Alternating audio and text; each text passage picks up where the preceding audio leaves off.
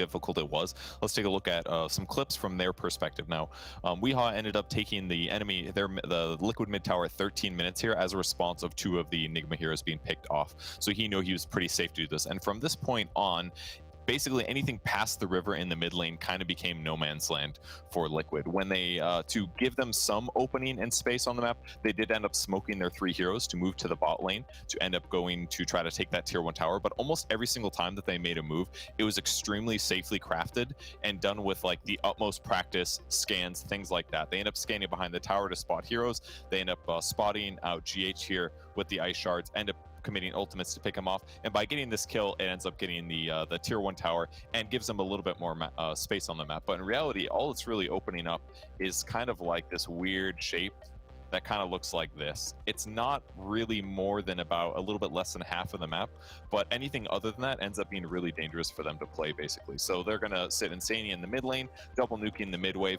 Occasionally, they would go for kills if Nigma got a little too far forward, especially Bloodseeker here in this one example. But in other circumstances, they still didn't have opportunities to kill. Invisrune with Boxy, fishing, looking for kill potential, but they have to make these kills so fast because they can't give their opponents time to respond. So just continue to lead with them, not seeing almost any heroes on the map. In this example, they just saw Insania die on the top of the map over here, and as a result, Boxy felt semi-comfortable pushing. They're even committing a scan here on top of the tower to see if anybody's teleporting in these locations, but unfortunately for him, Bloodseeker came in at the tier 2, ends up jumping in and catching him. So very, very difficult for Liquid to control the map in this game. They had to be so careful, and the fact that they even got as close as they was super impressive, but ultimately it was not enough to pull out the win in the late game.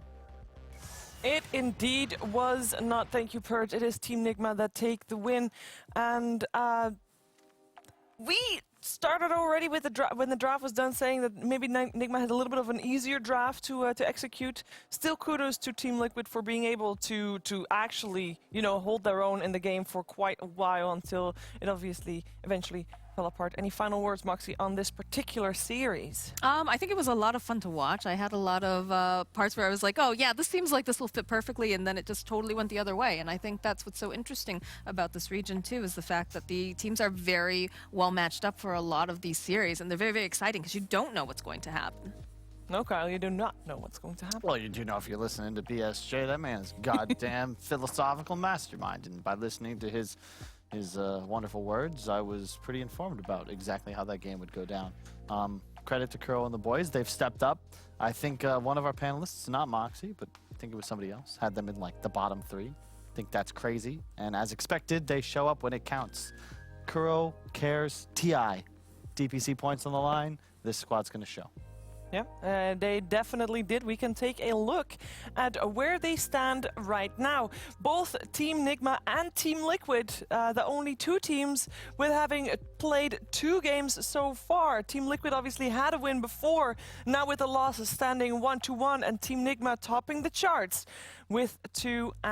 No losses to their name, and they are going to try to keep it like that because, seriously, top 1, especially in the upper division for Europe, you want to that top one. Otherwise, it's going to be very, very, very spooky. But it's not even Halloween. It's not even Halloween. It's not even Halloween by far. It's not even my birthday. I think we might still be here when October rolls around, though.